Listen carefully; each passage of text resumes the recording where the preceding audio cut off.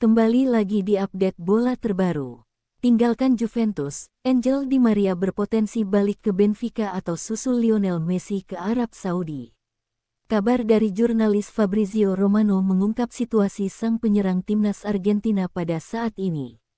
Angel Di Maria baru bergabung dengan Juventus pada musim panas tahun 2022 lalu. Dia bermain cukup apik dengan mencetak 8 gol dan 7 assist dari 39 pertandingan di semua ajang. Sempat ada pembahasan mengenai perpanjangan kontraknya, namun negosiasi runtuh beberapa hari yang lalu. Di saat bersamaan, Juventus juga dipastikan gagal mengakhiri musim dengan trofi usai disingkirkan Sevilla di semifinal Liga Eropa tahun 2022 sampai tahun 2023. Mereka juga dipastikan gagal lolos ke Liga Champions musim depan menyusul 2 kekalahan beruntun dari Empoli dan AC Milan. Si Nyonya Tua, julukan Juventus, dipastikan takkan finish di 4 besar Liga Italia tahun 2022 sampai tahun 2023. Angel Di Maria dikabarkan sudah mulai menyeleksi klub-klub barunya pada saat ini. Menurut klaim jurnalis Fabrizio Romano, Benfica, yang pernah dibela Di Maria pada tahun 2007 hingga 2010, ingin memulangkannya. Romano mengatakan bahwa negosiasi belum dimulai namun Benfica ingin mencoba peruntungannya. Di sisi lain, klub-klub Arab Saudi juga diklaim mendekat. Belakangan, klub-klub Arab Saudi memang gencar berburu pemain top Eropa, dengan Lionel Messi salah satunya. Selain itu, Karim Benzema hingga Sergio Busquets juga dikabarkan sedang didekati klub-klub Arab Saudi. Namun demikian, Fabrizio Romano menegaskan bahwa Angel Di Maria memprioritaskan klub Eropa untuk saat ini.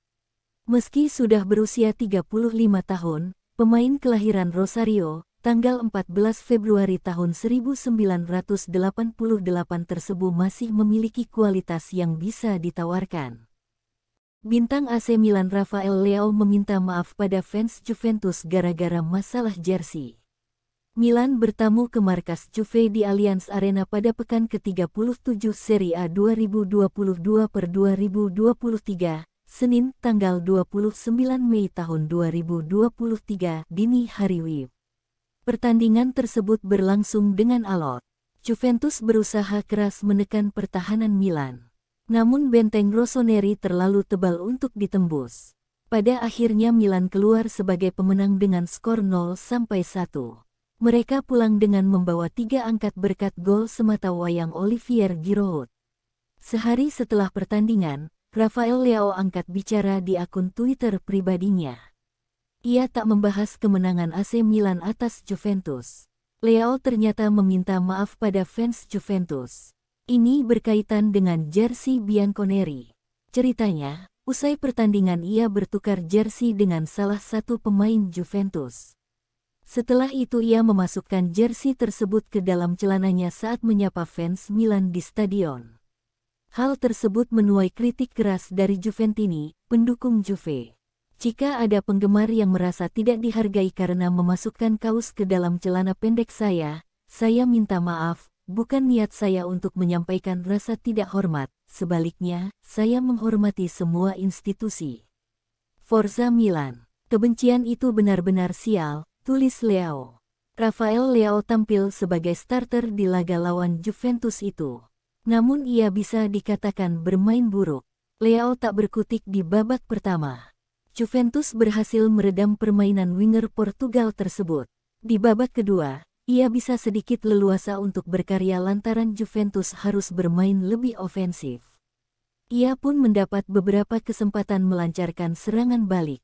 Akan tetapi permainannya tetap saja di luar ekspektasi. Leao akhirnya ditarik keluar pada menit ke-82. Kontrak Rafael Leao di AC Milan sekarang tersisa sampai tahun 2024 saja. Manajemen Rossoneri sudah berusaha untuk memperpanjang kontrak Leao. Negosiasi berlangsung lama. Hal tersebut sampai menimbulkan beragam spekulasi soal masa depan Leao. Akan tetapi kabarnya kedua pihak sudah mencapai kata sepakat. Leao disebut akan segera teken kontrak baru yang akan membuatnya bertahan di Milan sampai 2028 dan dibayar 7 juta euro per musim.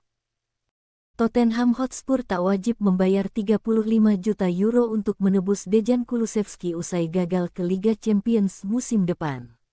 Kini mereka akan berupaya meminta harga murah kepada Juventus agar penyerang asal Swedia itu bisa bertahan di London Utara. Kulusevski pindah ke Tottenham dari Juventus pada Januari tahun 2022 dengan status pinjaman selama 1,5 musim. Spurs wajib mempermanenkan statusnya jika di akhir musim ini mereka finish 4 besar di Liga Inggris. Namun karena mereka hanya finish ke-8, maka kewajiban itu pun menjadi gugur. Kulusevski akan pulang ke Turin begitu kontraknya selesai pada akhir Juni.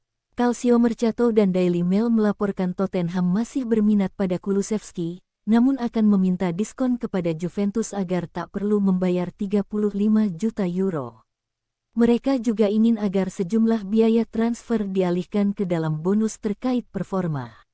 Kondisi keuangan Juventus yang sedang tak bagus diharapkan bisa memudahkan upaya Spurs. Apalagi Bianconeri juga tak akan tampil di Liga Champions musim depan, sehingga kepulangan Kulusevski bisa membuat beban gaji mereka bertambah. Hanya saja, ada satu hal yang harus dituntaskan Tottenham lebih dulu, yakni soal manajer baru. Jika hal itu belum diselesaikan, maka masa depan Kulusevski sulit untuk ditebak, apakah masuk dalam rencana tim atau tidak. Juventus capai kesepakatan dengan Federasi Sepak Bola Italia FIGC dan terhindar dari pengurangan poin lainnya. Namun, hal ini diperkirakan tidak akan berpengaruh kepada tiket Liga Champions AC Milan. Pada Selasa tanggal 30 Mei tahun 2023 lalu, Pengadilan Banding FIGC telah mencapai kesepakatan dengan Juventus mengenai kasus manuver gaji.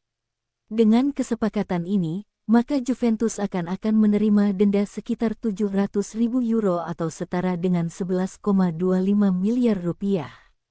Kasus ini seharusnya digelar pada tanggal 15 Juni tahun 2023 mendatang.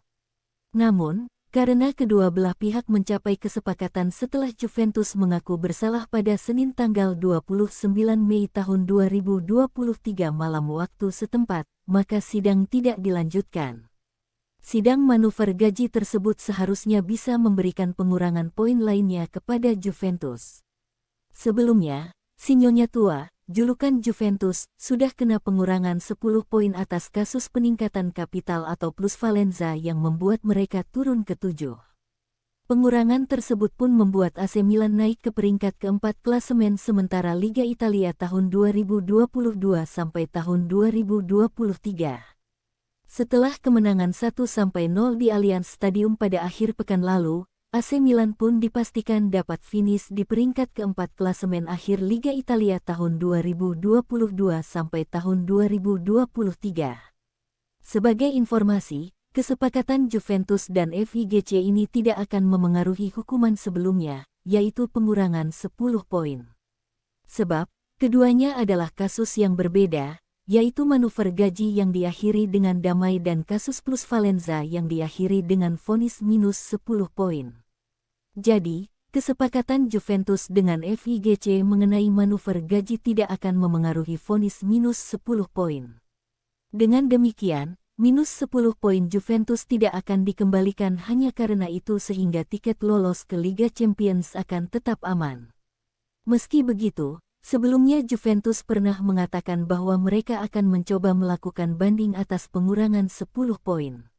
Dilihat dari posisi klasemen Liga Italia tahun 2022 sampai tahun 2023 saat ini, Juventus bisa naik ke 4 besar lagi jika banding berhasil dan 10 poin dikembalikan lagi.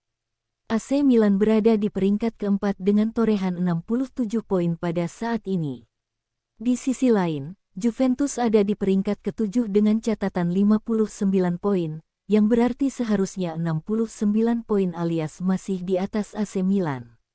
Kendati begitu, selain menang di pengadilan, Juventus juga perlu memenangkan laga terakhirnya di Liga Italia tahun 2022 sampai tahun 2023 kontra Udinese pada akhir pekan ini. Mereka dalam tren buruk karena menderita 2 kekalahan beruntun dari Empoli 1-4 dan AC Milan 0-1 usai pengurangan 10 poin.